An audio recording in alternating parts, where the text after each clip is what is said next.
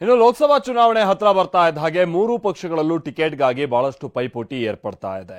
JDS BJP ಪಕ್ಷಗಳ ಕ್ಷೇತ್ರಗಳ ಹಂಚಿಕೆ ಕಗ್ಗಂಟಾಗಿದೆ. ಇಷ್ಟೆಲ್ಲದರ ಮಧ್ಯೆ ಸಿಎಂ ಸಿದ್ದರಾಮಯ್ಯ ಅವರು ತಮ್ಮ ಪುತ್ರನನ್ನ ಮೈಸೂರಿನಿಂದ ನಿಲ್ಲಿಸೋದಕ್ಕೆ ಯತ್ನಿಸ್ತಾ ಇದ್ದಾರೆ ಅಂತಾನೂ ಹೇಳಲಾಗ್ತಾ ಇದೆ.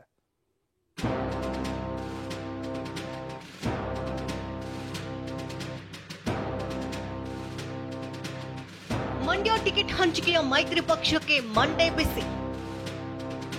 ಮಂಡ್ಯ ಕ್ಷೇತ್ರ ಬಿಟ್ಟುಕೊಡಲು ಬಿಜೆಪಿ ನಾಯಕರ ನಕಾರ. ಅತ್ತ ಮಂಡ್ಯ ಕಣದಲ್ಲಿ ಬಿಜೆಪಿ ಜೆಡಿಎಸ್ ಮಧ್ಯೆ ಕ್ಷೇತ್ರ ಸೀಟ್ ಹಂಚಿಕೆ ಇನ್ನಷ್ಟು ಕಗ್ಗಂಟಾಗ್ತಿದೆ. ಜೆಡಿಎಸ್ ಮೈತ್ರಿಗೆ ಕೆಲ ಬಿಜೆಪಿ ನಾಯಕರು ಅಪಸ್ವರ ಎತ್ತುತ್ತಿದ್ದಾರೆ. ಮಾಜಿ ಸಚಿವ ನಾರಾಯಣಗೌಡ ಸೇರಿದಂತೆ ಕೆಲ ನಾಯಕರು ಮಂಡ್ಯದಲ್ಲಿ ಬಿಜೆಪಿಗೆ ಟಿಕೆಟ್ ಉಳಿಸಿಕೊಳ್ಳುವುದಕ್ಕೆ ಒತ್ತಡ ಹೇರ್ತಿದ್ದಾರೆ. ಇವತ್ತು ಪಾಂಡವಪುರದಲ್ಲಿ ಜಿಲ್ಲಾಧ್ಯಕ್ಷ ಡಾಕ್ಟರ್ ಇಂದ್ರೇಶ್ ನೇತೃತ್ವದಲ್ಲಿ ಸಭೆ ನಡೆಯಿತು. ಎಲ್ಲರ ಅಭಿಪ್ರಾಯ ಸಂಗ್ರಹಿಸಿದ್ದು ರಾಜ್ಯ ನಾಯಕರ ಗಮನಕ್ಕೆ ತರಲಾಗುತ್ತದೆ.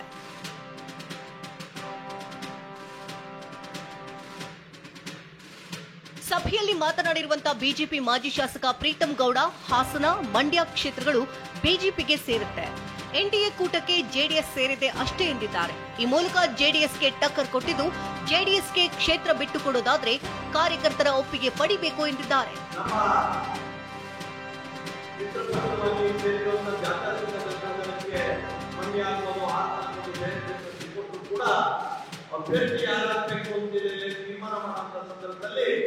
ನಿಮ್ಮೆಲ್ಲರ ಏನು ಸಲಹೆ ಇರುತ್ತೆ ಆ ಸಲಹೆಯನ್ನ ಬೇಡಿಕೆ ನಾಯಕರು ರಾಜ್ಯದಲ್ಲಿ ಗಮನಿಸಿಕೊಂಡು ನಮ್ಮ ಅಭ್ಯರ್ಥಿಗಳ ತೀರ್ಮಾನ ಆಗುತ್ತೋ ಹೊರತು ಯಾರೋ ತೀರ್ಮಾನ ಮಾಡಿ ಯಾರೋ ಅಭ್ಯರ್ಥಿ ಮಾಡುವಂತ ಕಾಲಾವಧಿಯಿಲ್ಲ ಅನ್ನೋದನ್ನ ನಿಮ್ಮೆಲ್ಲರ ಗಮನಕ್ಕೆ ತರಲಿಕ್ಕೆ ಇಷ್ಟಪಡ್ತೀನಿ.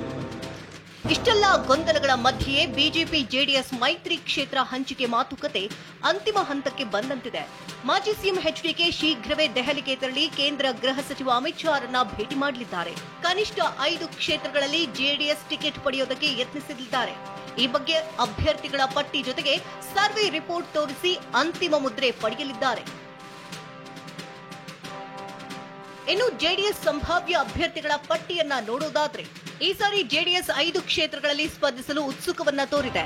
ಜೆಡಿಎಸ್ ಸಂಭಾವ್ಯ ಅಭ್ಯರ್ಥಿಗಳ ಪಟ್ಟಿಯಲ್ಲಿ ಹಾಸನದಿಂದ ಪ್ರಜ್ವಲ್ ರೇವಣ್ಣ, ಬೆಂಗಳೂರು ಗ್ರಾಮಾಂತರ ಎಚ್ಡಿ ಕುಮಾರಸ್ವಾಮಿ ಅಥವಾ ಜಯದೇವ ಮಾಜಿ ನಿರ್ದೇಶಕ ಡಾಕ್ಟರ್ ಮಂಜುನಾಥ್, ಮಂಡ್ಯದಿಂದ ಮಾಜಿ ಸಚಿವ ಸಿಎಸ್ ಪುಟ್ಟರಾಜು, ಚಿಕ್ಕಬಳ್ಳಾಪುರದಿಂದ ಮಾಜಿ ಸಿಎಂ ಎಚ್ಡಿ ಕುಮಾರಸ್ವಾಮಿ, ಕೋಲಾರದಿಂದ ಶಾಸಕ ಸಮೃದ್ಧಿ ಮಂಜುನಾಥ್ ಅಥವಾ ಮಾಜಿ ಶಾಸಕ ನಿಸರ್ಗ ನಾರಾಯಣಮೂರ್ತಿಗೆ ಟಿಕೆಟ್ ಸಿಗುವ ಸಾಧ್ಯತೆ ಇದೆ.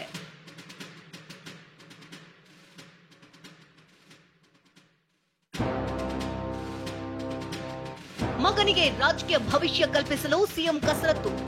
ಇಡೀ ಕರ್ನಾಟಕದಲ್ಲಿ ಮೈಸೂರು ಲೋಕಸಭಾ ಕ್ಷೇತ್ರ ಈ ಸಾರಿ ಜಿದ್ದಿನ ಕಣವಾಗಿ ಮಾರ್ಪಡೋ ಸಾಧ್ಯತೆ ದಟ್ಟವಾಗಿದೆ. ಈಗಾಗಲೇ ಬಿಜೆಪಿ ಜೆಡಿಎಸ್ ಮೈತ್ರಿಯಾಗಿದೆ. ಕಾಂಗ್ರೆಸ್ನಿಂದ ಡಾಕ್ಟರ್ ಯತೀಂದ್ರ ಸಿದ್ದರಾಮಯ್ಯ ಹೆಸರು ಮುನ್ನೆಲೆಗೆ ಬರುತ್ತಿದೆ.